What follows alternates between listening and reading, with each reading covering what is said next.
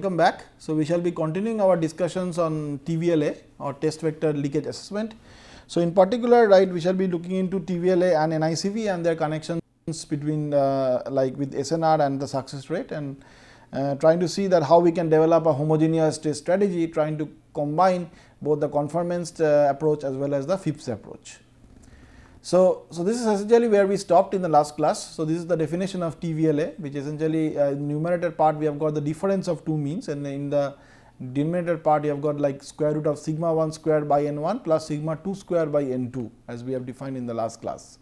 And as I said that if the means are kind of different, right, essentially you expect that the TVLA will increase with the observations, whereas if the means are different, means are similar in both the bins, like when you are keeping the input constant and if you are varying the input at randomly, then you are expecting that this TVLA will approach 0. Okay.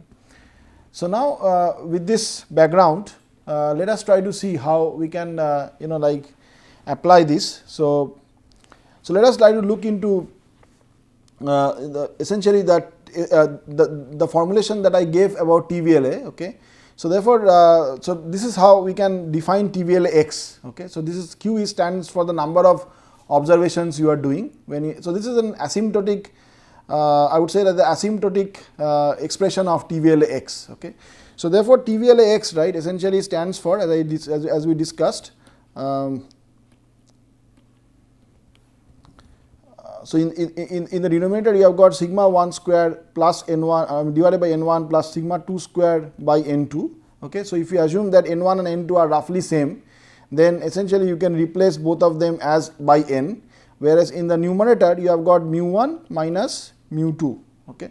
So, therefore, you can expect that this you can write as mu1 minus mu2 divided by square root of sigma 1 square plus sigma 2 square, and this root n will come at the top, right, will basically get multiplied in the numerator. So, that is essentially standing for this root q, which essentially was kind of showing you the number of observations and square root of that. And this essentially is pretty much the difference of these two means. Okay. In one case you have kept the input x equal to small x, which is essentially holding it at x. In the other case you are varying the input at random. Okay. And the denominator is nothing but the sum of the two variances, which is essentially shown over here. Okay. So, therefore, the asymptotic constant of this, right, essentially you leave out this part, is only this part. This is your asymptotic constant. Okay. So, therefore, the asymptotic constant is what we denote it as TVLA x. Okay. So, TVLA x is nothing but this, but you are removing this root k part. Okay. So, therefore, TVLA x stands for this expression, which is Ey of Ey given x equal to small x minus E of Ey, okay, and divided by square root of variance of y given x equal to small x plus variance of y. So, again, right, if I apply our expectation theorem, and again remember that y is equal to epsilon L plus n, then that means, right, when you are holding up x equal to small x, okay, and again taking the expectation, then again the noise component will vanish, and therefore you will only have epsilon L x comma k. Okay. Observe that here L takes a specific value and it is not a random variable. Okay. It is a value that it is taking. And what is epsilon y? I mean expectation y? Expectation of y is 0. Okay. So, therefore, in the numerator I have got only epsilon small l, okay, divided by the variance of y given x equal to small x. Now, this, right, essentially can be found in a similar way, and this would stand up for sigma square. I mean, this is essentially standing for sigma square, and the variance of y will stand as sigma square plus epsilon square, right, because as you remember, right, that y is equal to epsilon L plus n. Okay. So, if I take the variance of y, then that would mean that the variance for this will be epsilon square. Okay, and this will contribute to sigma square, and the variance of L is 1. Okay, so, you will have got epsilon square plus sigma square, and therefore, right, if I add up these two things, I will have got 2 sigma square plus epsilon square. Okay. So, therefore, right, this is with this like background, we can go ahead, and so this is essentially what is called as a non-specific TVLA test. Now, there is another version of TVLA which is called as specific TVLA. In the specific TVLA, it is something like as we have seen in the difference of mean attacks. So, you basically target a specific location, you essentially have to know the secret key in this case. So, again in this case you have to know the secret key, okay, as unlike the non-specific TVLA. And why you need to know the secret key? Because you will be targeting that targeting a register or targeting a specific location, and then you will partition the trace depending upon the intermediate data of that target value. Okay. So therefore, right, depending upon the choice of intermediate data, there could be multiple ways of doing this partitioning, because you can target at different locations, and therefore the partitions will of course vary. So now the question is, right, I mean, you have got both these approaches, like you have got the CC test as well as the Phipps test, and the question is whether you can develop a unified test methodology, because a unified test methodology should bridge the gap between the validation style testing and the evaluation style testing, because the specific TVLA, while so there are certain interesting observations, like for example the specific TVLA, it can provide an intuition on the source of leakage. Why? Because it is essentially based upon the secret key, okay, and therefore, right, it is kind of having an information about how the leakage is working inside your device. So we use specific TVLA to extract more information regarding the side channel vulnerability of underlying crypto implementations. As of now, right, even the specific TVLA is just a yes/no test, because it again tells you that whether there is a leakage or whether there is no leakage, but it doesn't do any quantification. So we will see how to do that quantification, and more precisely we will try to use that extracted information to estimate the evaluation metrics like signal to noise ratio, success rate, and so on. Okay. So why? So this is a very interesting experiment, because it tells you that whether TVLA can tell you whether the leakage is exploitable or not. Okay, and the answer is negative. So here is an kind of an implementation of a cipher which is called as Simon. Okay, and Simon has been implemented. A TVLA test has been done, and as you can see, right, if you see the TVLA plot, so this is a corresponding TVLA which has been done on an optimized version of Simon. And you can see that in this graph we have plotted the TVLA value with the time samples. Okay, and if you observe, there is a blue threshold region, and the blue threshold region generally stands for a value of plus minus 4.5. Okay, which kind of tells you that with a reasonable amount of confidence you either accept the hypothesis, which means you tell that if it is below that threshold, then you tell that our design is reasonably safe, whereas if it crosses it, then you say kind of suspect a potential leakage. Okay. So therefore, in this particular attack, when we target the first round of operation, we find that both cases, in both these designs, the different versions of designs, okay, I am not going to the design differences, but there are two different designs of the same architecture, same algorithm, same cipher. In both cases, right, there is a TVLA leakage. Why? Because it crosses this 4.5 threshold. As you can see, in one case it reaches around 20, in the other case it reaches around 10. Okay. So therefore, right, TVLA analysis stops here. It just tells you, or the Phipps evaluation stops here and tells you that both are vulnerable to side channel attacks. Whereas if you do a side channel attack on them, if you do an actual experiment on them, then we find that in this case we actually get the key quite easily. If you see that we plot the average key ranking or the guessing entropy, it falls quite drastically. And if you also observe the correlation, then you find the correlation kind of stands out from the other keys. Okay. Whereas in this case, when we do the attack, then even with the same number of observations, this correlation doesn't stand out, which means that the key essentially is not leaked, even if there is a vulnerable leakage. Okay. So this experiment tells us that yes, there is a leakage, but TVLA doesn't answer or doesn't quantify that leakage, doesn't say you that how much amount of vulnerability is there in this corresponding design. It is just a yes/no test at the end. Okay. So now we would try to kind of link TVLA with the SNR and subsequently with SR, or the success rate. So we try to derive relationship between the SNR and the TVLA. We formally show that the two metrics are equivalent basically. Okay. So we basically devise a methodology to estimate the theoretical bounds for the success rate of an attack from the specific TVLA results. Okay. So we basically do a specific TVLA, and we try to kind of estimate the SNR as well as the SR. So basically, in a nutshell, what we are trying to do is we are trying to develop this relationship, as you can see in this graph, that we are basically going from specific TVLA to SNR to SR, or the success rate. So in order to bridge that, the first result or the first link is this, that we essentially how do we bridge TVLA with NICV. Okay. So consider that there are two graphs or two groups, say G1 and G2, of side channel traces with cardinality N1 and N2. Okay. And the mean and the variance of G1 is mu1 and sigma 1 okay, sigma 1 square actually, and in the other case it is mu 2 and sigma 2 square. Okay. Now, since we are dealing with two groups, we define the NICV as NICV2, okay, and then we kind of relate the NICV2 with TVLA using this expression. Okay. So, let us try to see that how this expression works. So, basically what I essentially would like to do here is we would try to kind of like find out so basically like we have got two groups now, G1 and G2, and we are trying to kind of relate NICV. We are basically calculating NICV for this. So, let me write it clearly. We are basically estimating NICV, and I call this as NICV2 because there are two groups over here. Later on, I will be kind of relaxing it to what is called as NICVK. Okay.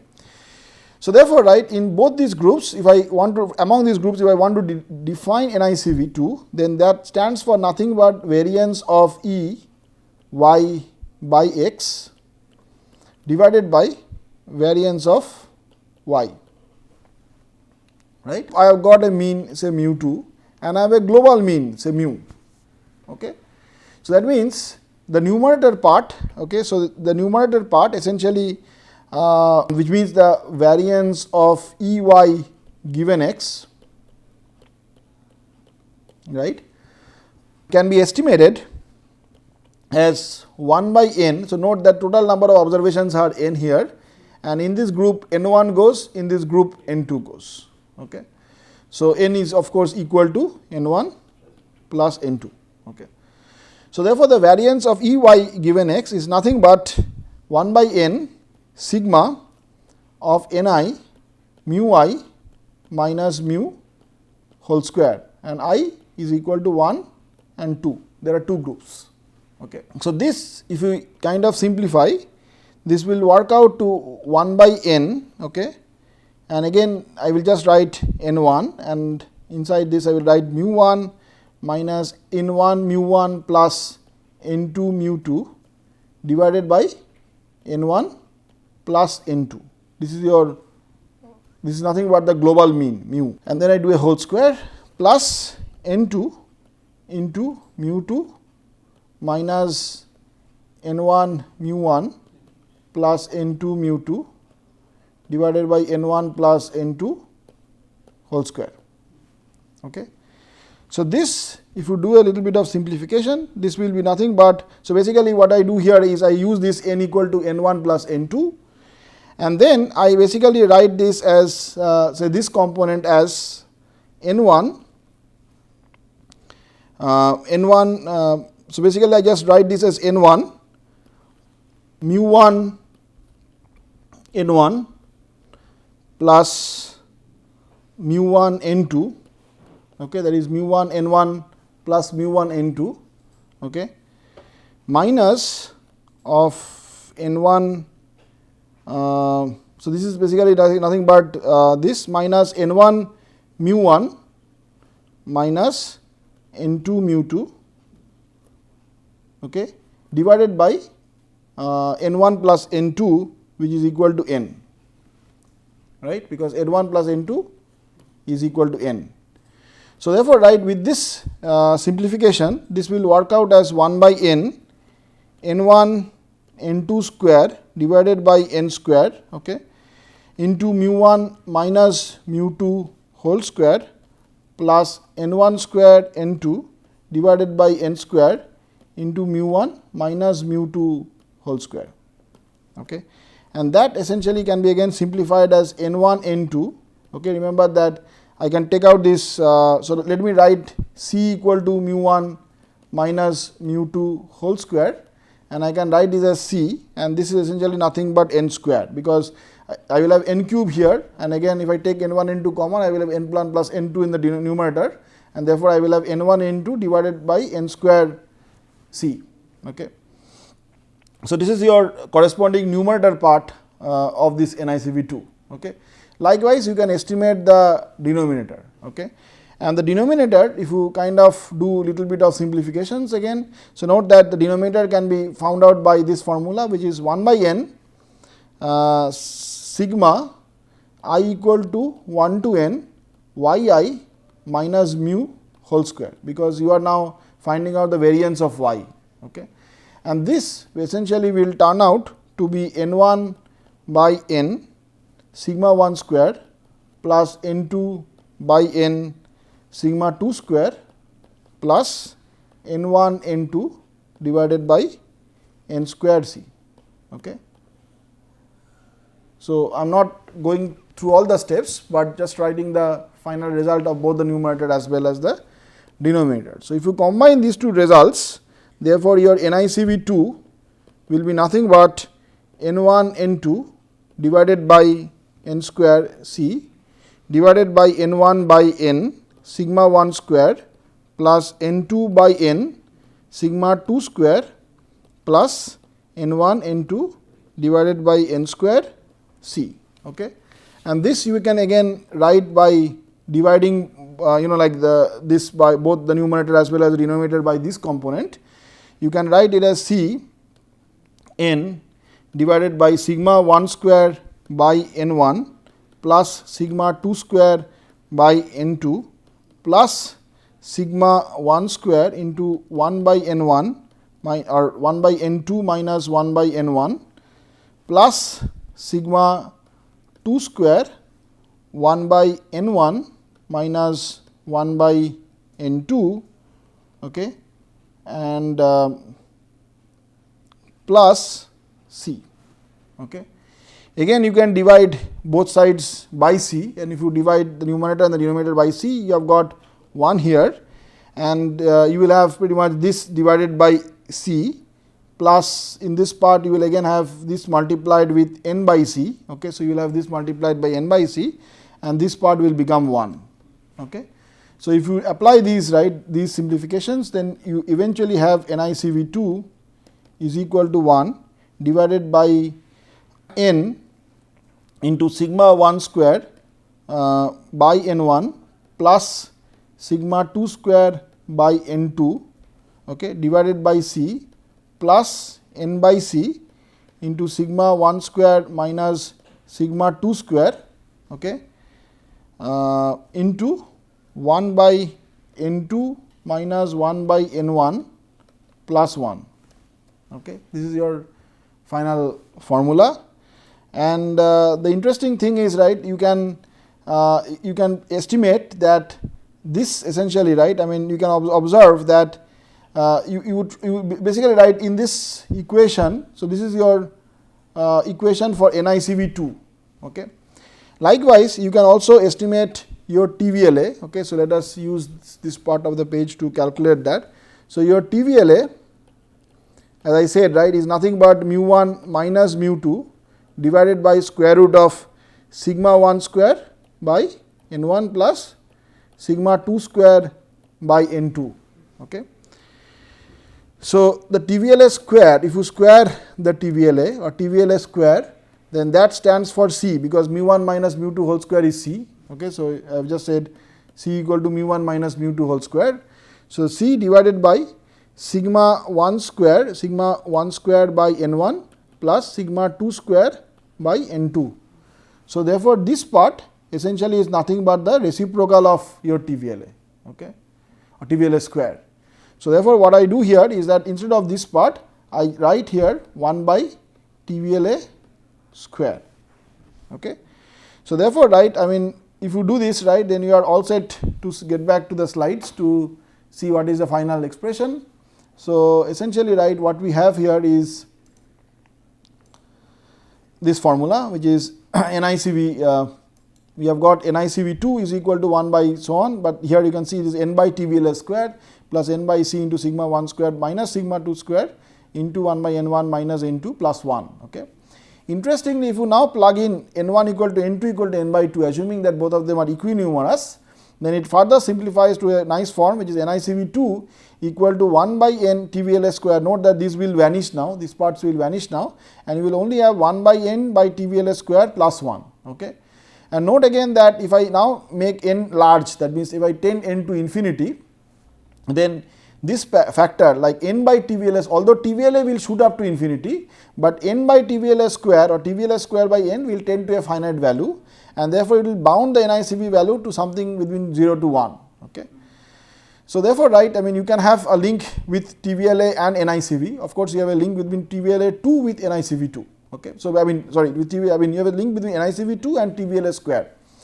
But we would like to generalize this NICV 2 to something which is an NICV k, for example, because you need not have only 2 classes, but you may have k classes. Okay. So therefore, right, in order to do that, so you can find more derivations of this work in this paper, which was published in IEEE Transactions on Computers in 2019. The exact reference is given here. So now what we will do is we will try to generalize this computation. Okay. So the relationship between TVLA and NICV2 was derived in the previous slide. So now, however, in general, these are not restricted to 2 classes. Okay. I mean, NICV can be across several classes. For example, when you are doing an actual attack, there could be, you are probably estimating a byte, and the byte can take 256 values, and therefore there can be 256 classes. Okay. So therefore now we assume that there are n number of side channel traces which can be partitioned into k number of groups. Okay. In the previous case we had considered only 2 groups, but now we are considering there are k groups. And the ith group contains ni number of traces. Assume that each group is based on the value of a target byte of say AES. Okay.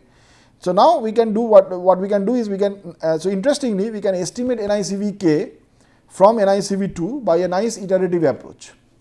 So what we do is we basically like for any value of k we basically consider zk. So zk would mean like anything which is essentially belonging to from 0 to k minus 1s. Okay. So you basically consider all the corresponding values of the target byte, and then you basically create 2 groups. In one group you basically assume that, say I call it as G1, that the byte or the target byte takes a specific value, say I. Okay. And in the other group you assume, that is G2, you assume that you find out that the byte does not take the value of I. Okay. So therefore, right, I mean it is not equal to I. So therefore you again can calculate the NICV2 in the similar manner, because now you have got 2 groups. So you basically calculate NICV2 in this manner. Note that here if Ni grows, then here n minus Ni goes, and let me denote that as Ni bar. Okay. So Ni bar is nothing but n minus Ni, and now this particular NICV2 I actually also parameterize it by I. Okay, because I am doing it for the value of I. Note that I can take several values, like in AES it can take 256 values, 0 to 255. Okay. So I calculate all these NICV2 i's, and from there I try to estimate NICVk. Okay. So what I do therefore in order to do that is as follows. We basically do a very simple estimation, which is essentially follows easily from this derivation. So NICV2, right, essentially would simply be this. This exactly follows from what we discussed already. There are 2 groups now. In one group the mean is mu I, in the other group the mean is mu I bar. Okay, and this is the variance of the means in the numerator. So therefore you have got 1 by n multiplied by Ni into mu I minus mu whole square plus n minus Ni into mu I bar minus mu whole square, and this is divided by the total variance of y. Remember, right, that our NICV essentially was nothing but essentially was the variance of expectation of y given x divided by the variance of y. So in this case you are calculating the variance of means, whereas here you are calculating the overall variance. Okay, and this is the overall variance.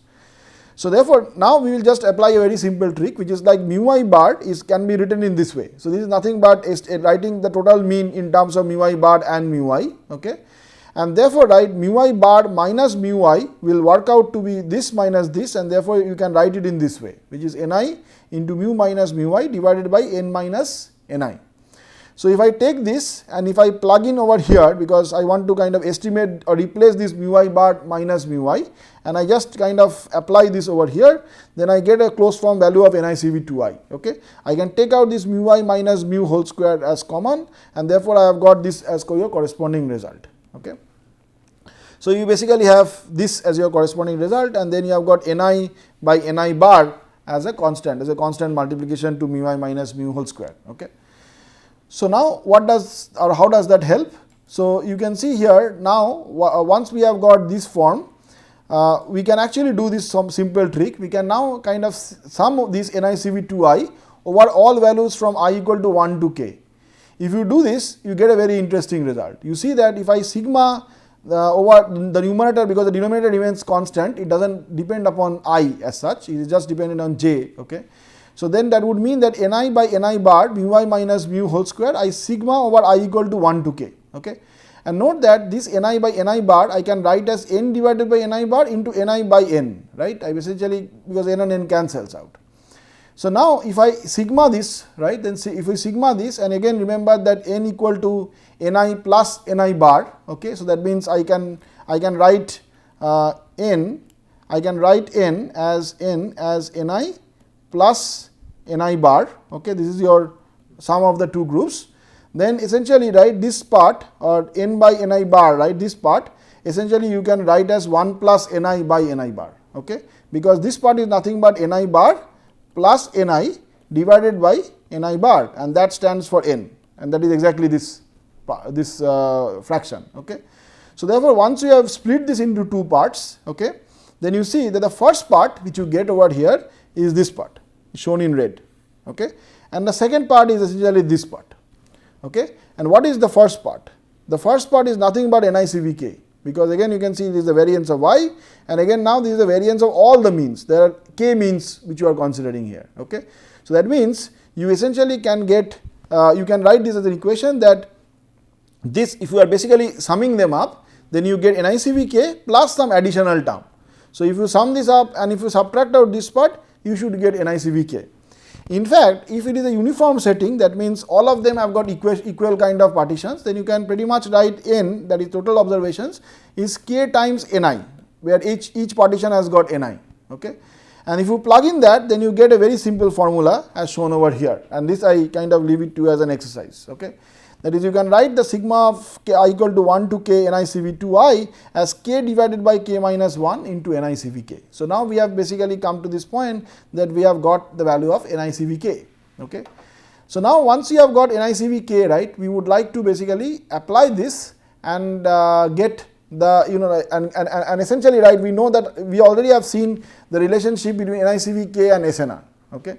And therefore, right, we basically have established a relationship from TVLA to NiCv, okay, or in particular NiCvk, and we already know how to go from NiCvk to the SNR, okay, and therefore we basically know how to go from TVLA to the SNR.